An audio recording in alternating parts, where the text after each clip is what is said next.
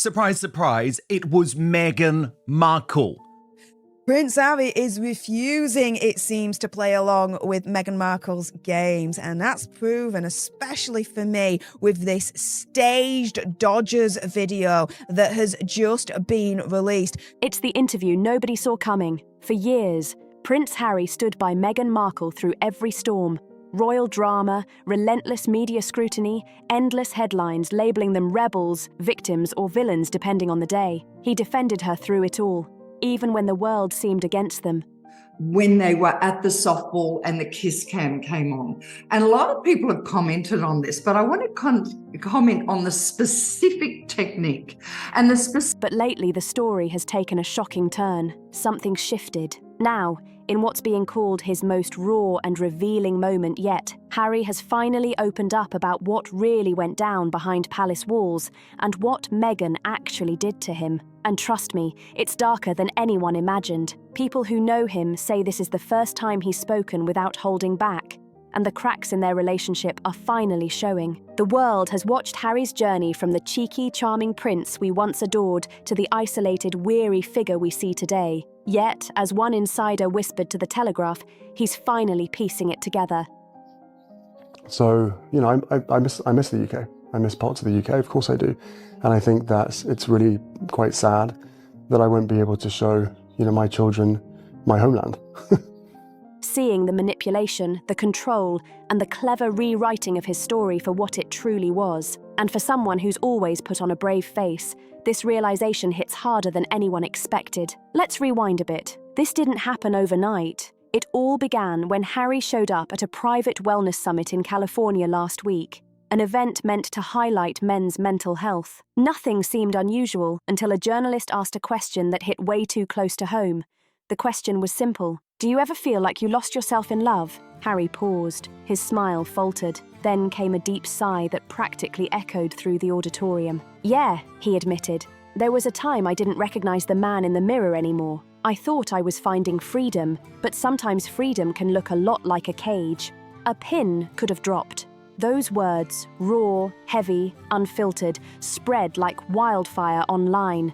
Freedom can look a lot like a cage. It didn't take Sherlock Holmes to know who he meant. People online dissected every tone, every hesitation, as if trying to unlock a secret he wasn't fully ready to share. Within hours, royal watchers were analysing every syllable. Psychologists weighed in. Former aides whispered to tabloids. One even told the Daily Mail. That's the closest he's ever come to admitting regret. And honestly, it's easy to see why. According to sources close to the Sussex circle, Harry and Meghan's relationship has reached a breaking point, one simmering for months behind the walls of their Montecito mansion. The cracks started showing during the chaos of their failed Netflix projects. Meghan wanted more documentaries, more brand deals, more luxury. Harry, he wanted peace, quiet, he's exhausted. One insider said bluntly, he's tired of being used as the mouthpiece, the symbol, the husband who always agrees. He's starting to realize how much of his life he gave up,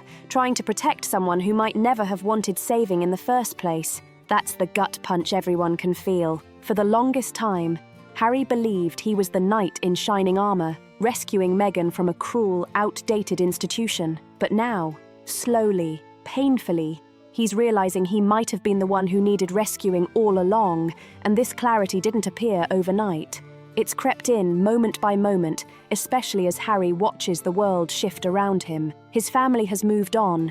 His brother is thriving. Even King Charles seems to have softened, focusing more on legacy than family feuds. Meanwhile, Harry is stuck. Not in London, not in LA, but in limbo, bookended by love. Oh, I love the two of us, he says. But Meghan, according to sources, is doubling down on control. Everything in their life passes through her filter, from the projects he accepts to the people he speaks with, to what he says in public. She's terrified he'll go off script, and that's exactly what he just did at the summit, which reportedly triggered chaos behind the scenes. Within minutes of the clip going viral, Meghan's team allegedly jumped into damage control.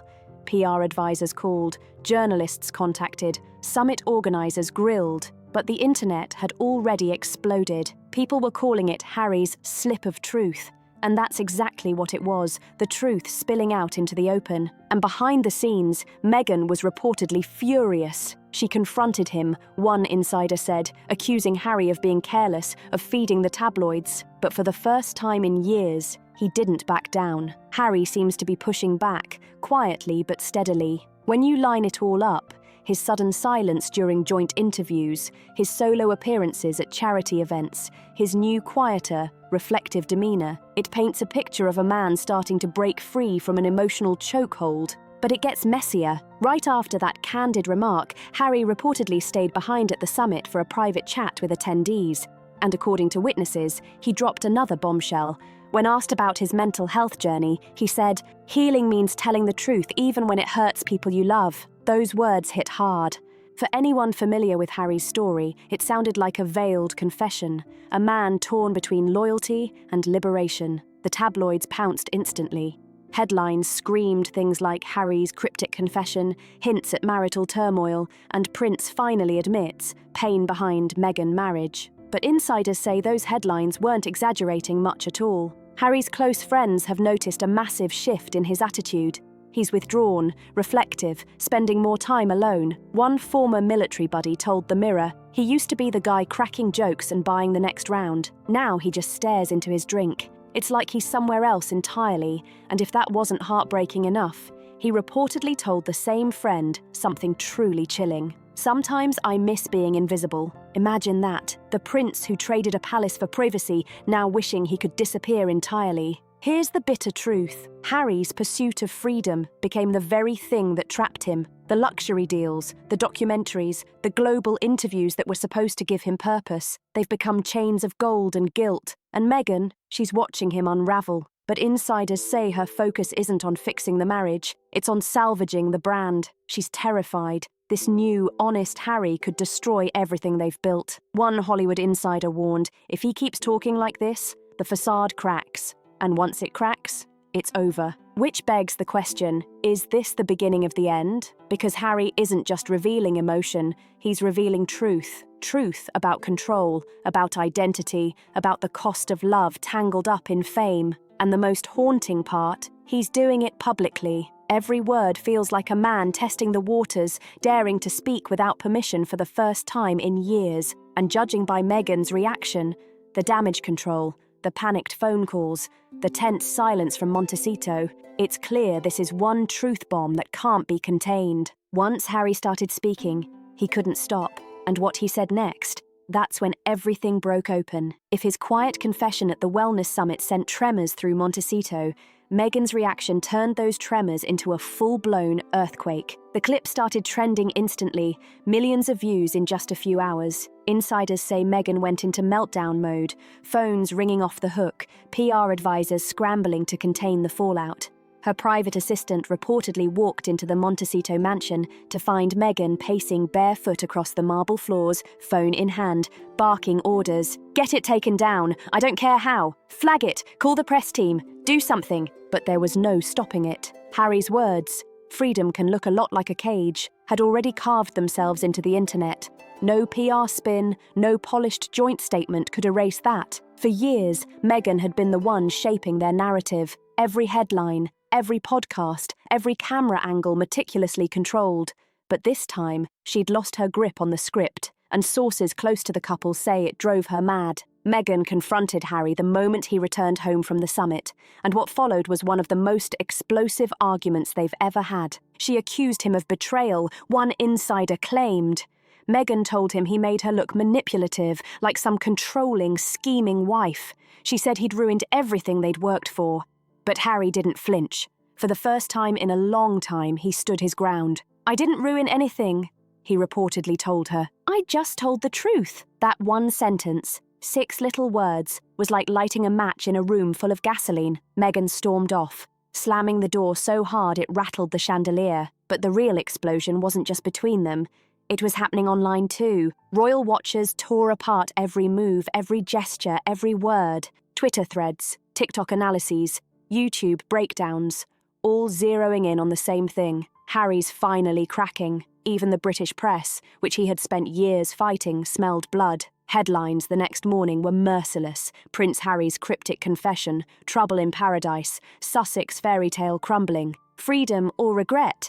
Harry spoke out, and for once, he didn't seem angry about it. According to a close friend, he actually looked relieved. It was like he was letting the truth breathe again. The friend said it was as if Harry was finally admitting to himself that this wasn't what he thought it would be. But Meghan wasn't about to let that narrative take hold. She launched into full-blown PR warfare, calling in favours from sympathetic journalists, commissioning exclusive sources to run damage control stories within 48 hours. Multiple magazines published pieces painting Harry as emotionally fragile, misinterpreted, taken out of context. The spin was brutal and brilliant. One article claimed Harry was simply reflecting on past struggles. Another suggested he'd been misread due to exhaustion. But the public wasn't buying it. The clips spoke for themselves. And when Meghan's team tried to push the idea that she and Harry were stronger than ever, commenters flooded posts with disbelief. He looks miserable. She's not protecting him anymore. She's protecting herself. That was the verdict online. Freedom?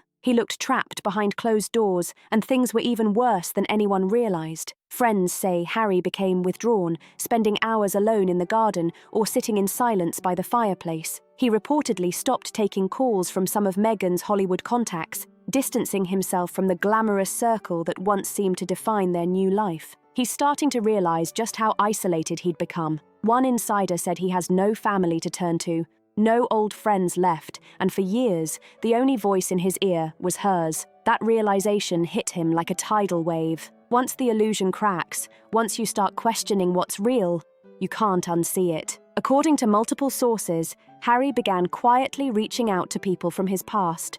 Old army friends, even a former palace aide who had always been close to him. It wasn't about reconciliation yet. It was about grounding himself again, about remembering who he was before the noise. Meanwhile, Meghan was spiraling. Public opinion was turning. Netflix offers dried up. Spotify had already pulled the plug. And now, the one thing she thought she could rely on, Harry's loyalty, was starting to waver. She reportedly began planning what insiders call her counterattack, a high-profile magazine feature meant to set the record straight and reposition her as a misunderstood woman. Once again, caught in the storm of misogyny and misinformation, it wasn't landing.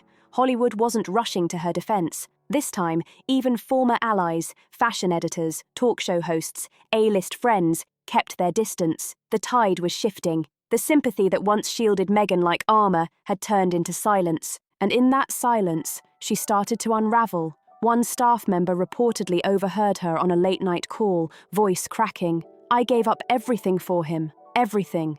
And now he's painting me like I'm the villain." But here's the thing. That's not what Harry was doing at all. He wasn't trying to destroy her. He was trying to find himself. That same week, Harry attended a private veterans gathering in Santa Barbara. He didn't bring Meghan. He didn't bring cameras.